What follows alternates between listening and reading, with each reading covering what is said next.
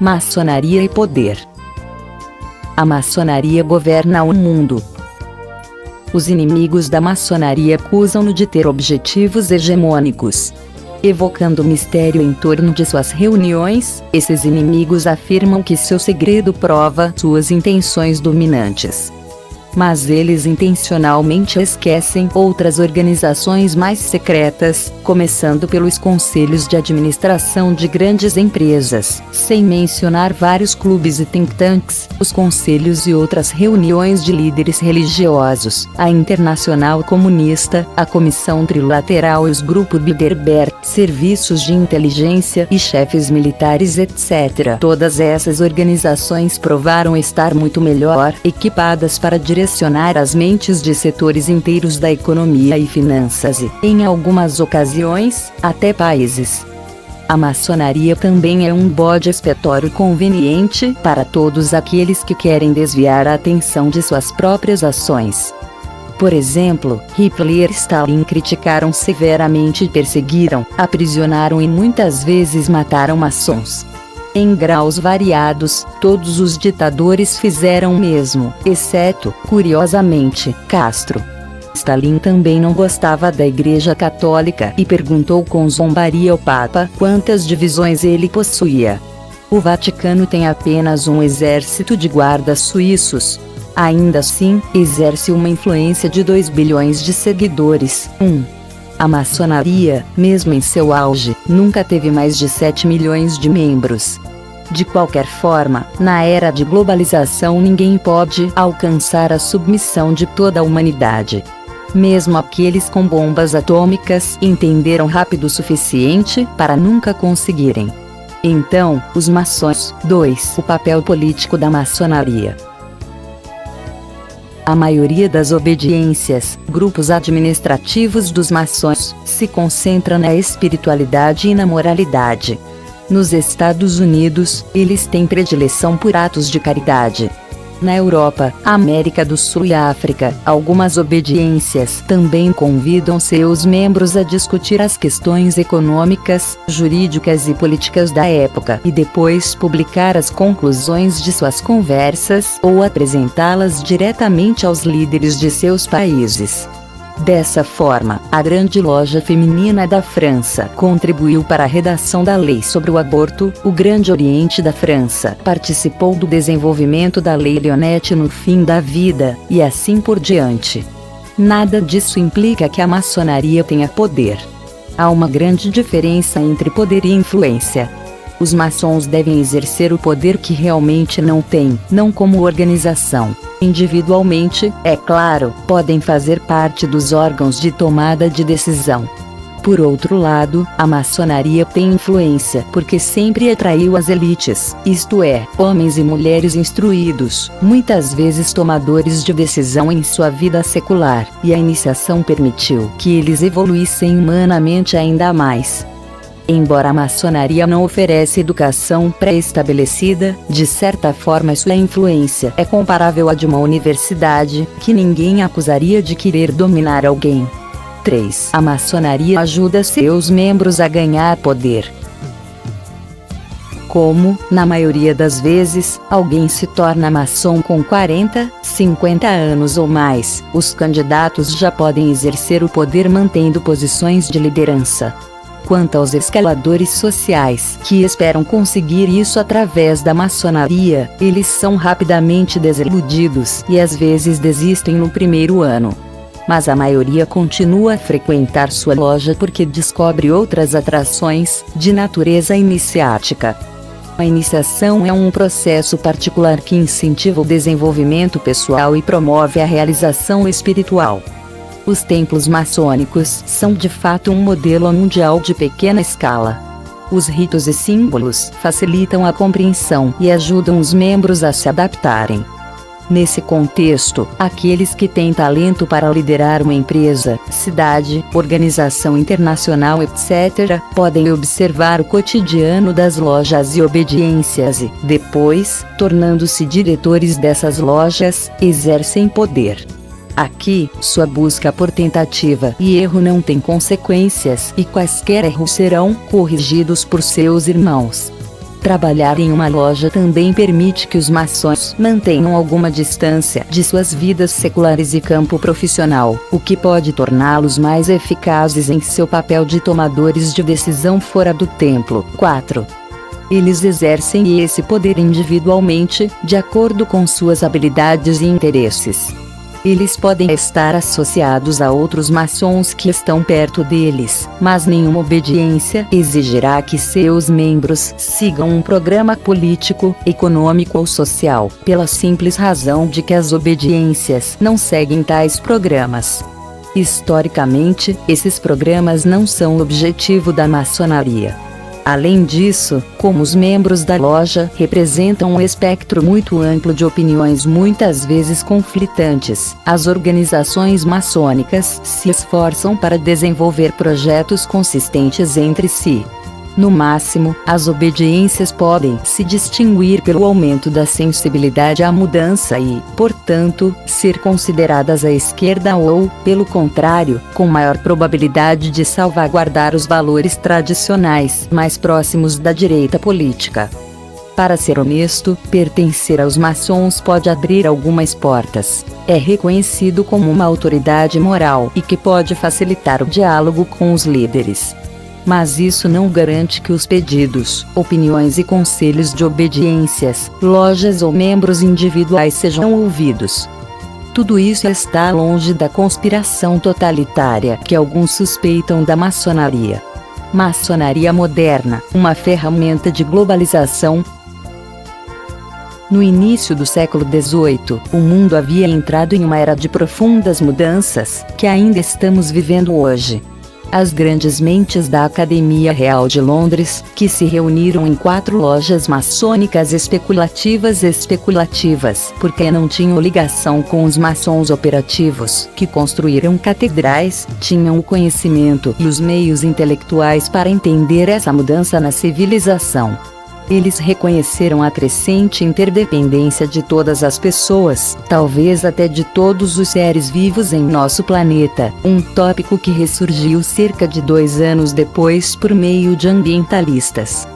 De 1717 a 1723, inspirados por todas as civilizações e culturas anteriores, eles criaram a maçonaria moderna para permitir-lhes enfrentar essas mudanças. Suas lojas se tornaram lugares de liberdade onde homens de qualidade podiam se encontrar e conversar, longe da influência das religiões. A maioria, se não todos os membros são cristãos, eles não procuraram desafiar a autoridade da igreja.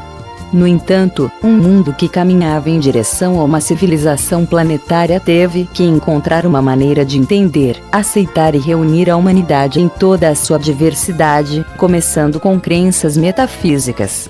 As guerras religiosas duraram muito tempo. A Constituição de Anderson formalizou a regra da tolerância religiosa, estabelecendo também o objetivo de reunir homens bons e verdadeiros, ou homens de honra e honestidade, por quaisquer que sejam as denominações ou persuasões que possam ser distinguidas, por meio do qual a maçonaria se torna o centro da união e o meio de conciliar a verdadeira amizade entre as pessoas que devem ter permanecido a uma distância perpétua. Isso expressou um desejo de universalismo. Essa nova maçonaria refletia o espírito da época. Ele rapidamente se espalhou da Inglaterra para a Escócia e França, e depois atraiu seguidores ao redor do mundo. A maçonaria se adaptou ao ambiente de seus novos países anfitriões e, como tal, tornou-se muito diversificada ao longo dos anos. Também está na raiz de muitos mal-entendidos, muitos dos quais permanecem até hoje. Apesar da maçonaria se dividir em numerosos ramos, sua estrutura profunda unida funciona e todas as lojas produzem o mesmo resultado. Lugares onde o ideal de liberdade, igualdade e fraternidade é melhor abordado. As inconsistências da maçonaria.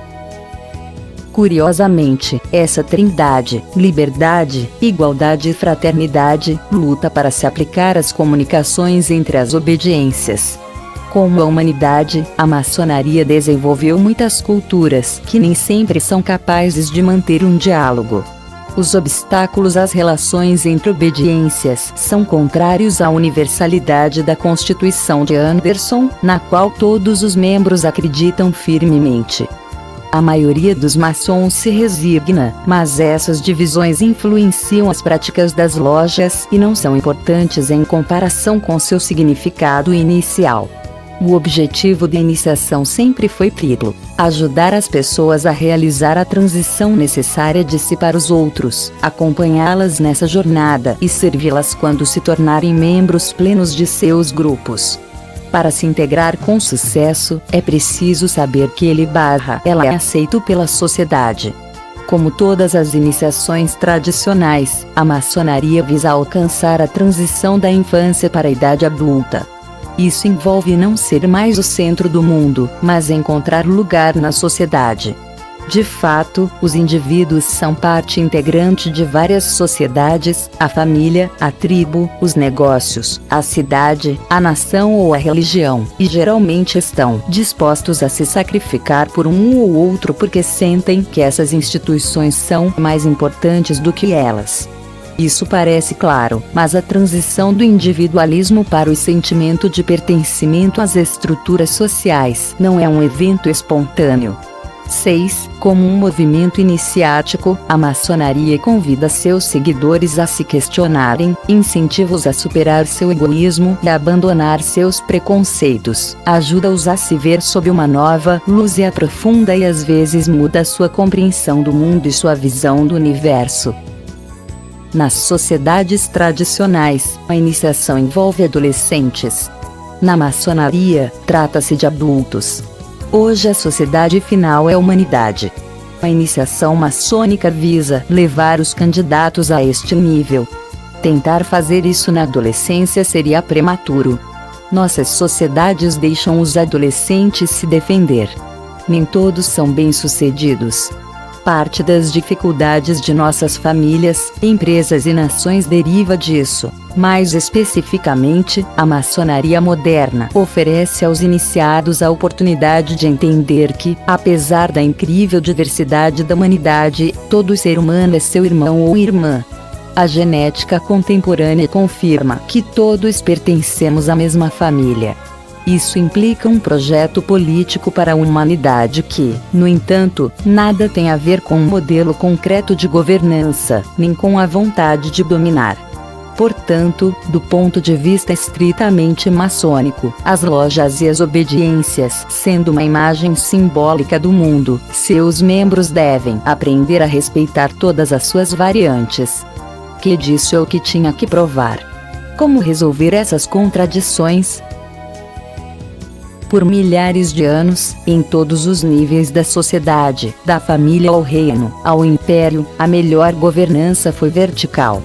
Portanto, é de se esperar que a Grande Loja Unida da Inglaterra seja construída dessa maneira. Ele construiu uma organização piramidal formidável em todo o mundo, bem estruturada e relativamente homogênea, sem estar presa a um único dogma.